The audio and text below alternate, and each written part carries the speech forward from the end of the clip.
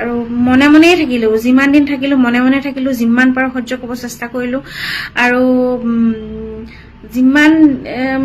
ইমান দিন মানে মুখখন বন্ধ কৰিয়ে ৰাখিলোঁ বুলি ক'ব লাগিব। আৰু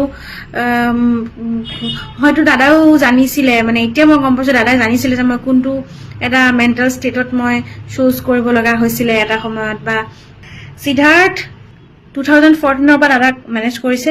2014 মই দাদাক লগ পাইছোঁ আৰু তাক মই তেতিয়াৰ পৰা চিনি পাওঁ। আজি 11.5 বছৰ হৈ গ'ল। তাক সি চাগে 6 মাহমান আগত আহিছে, বাৰু 12 বছৰেই হ'ল তাৰ। ইমান বছৰত সি ইমানখিনি পইচা কেনেকে গোটাব পাৰে? মানে সি ইমানখিনি পইচা, সি 3 কোটি টকা কেনেকে, মানে শুনিছোঁ এতিয়া ইমানখিনি আছে বুলি তাৰ, কেনেকে গোটাব পাৰে? মানে আমি আচলতে কিমান পইচা পাওঁ চাগে কোনো নাজানে। আমিতো সঁচাকে কচিংগাৰ হৈয়ে থাকি গলো।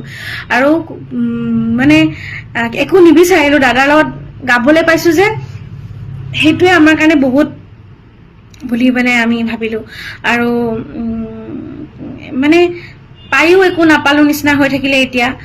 আৰু আমাক সঁচা কথা ক'বলৈ গ'লে সেইটো সেই সন্মানকণ আমি বা সেই দাদাৰ লগত থকা সময়কণহে দিয়ে। দাদাৰ লগত যেতিয়া আমি থাকোঁ তেতিয়া সেইকণ আমাক ৰেচপেক্ট দিব বা ভালকে মাতিব। তাৰ বাহিৰে আমি দাদা আঁতৰি গ'লে আমাক সঁচা কথা ক'বলৈ গ'লে মানে কি আৰু মানুহৰ নিচিনা ব্যৱহাৰ নকৰে বুলিয়ে ক'ব লাগিব। ঐ তই এইটো কৰ, ঐ, মানে এনেকুৱা। আৰু যদি কিবা কমপ্লেইনটো কৰোঁ দাদাৰ আগততো সৰ্বনাশী, তেতিয়াতো আৰু কি হ'ব ঠিকেই নাই। আমি যদি কেতিয়াবা কিবা অসুবিধা পাওঁ তেওঁলোককো ক'বলৈ আমাৰ ভয় লাগে। কেতিয়াবা মানে এনেকুৱা হৈছে কথাই কথাই ওলাই যায়, তেতিয়া দাদাৰ আগত দাদাৰ কাণত পৰে, দাদাই খং কৰে, তেতিয়াতো আৰু বেলেগে চিটুৱেশ্যন হৈ যায়। আৰু সেই দাদাই গম পালে কি হ'ব, দাদাই গম পালে মানে বহুত কথা এনেকুৱা জানিছিলোঁ যোনবিলাক কথা দাদাই গম পালে বহুত ডাঙৰ কথা হৈ যাব। আৰু সেইবোৰ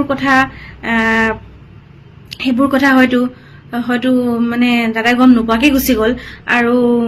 আৰু সেইবোৰ কথা আমি ক'বলৈ ভয় লাগিছিলে।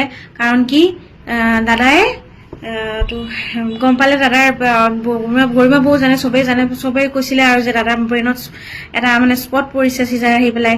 আৰু সেইটো কাৰণে হয়তো দাদাই ব্ৰেইনত আঘাত পাব এইবোৰ কথা ক'লে। আৰু সেইকাৰণে আমি বহুত কথা লুকাই ৰাখিছিলোঁ দাদাক। আৰু মনে মনেই থাকিলোঁ, যিমান দিন থাকিলোঁ মনে মনে থাকিলোঁ, যিমান পাৰোঁ সহ্য কৰিব চেষ্টা কৰিলোঁ। আৰু ইমান দিন মানে মুখখন বন্ধ কৰিয়ে ৰাখিলোঁ বুলি ক'ব লাগিব। আৰু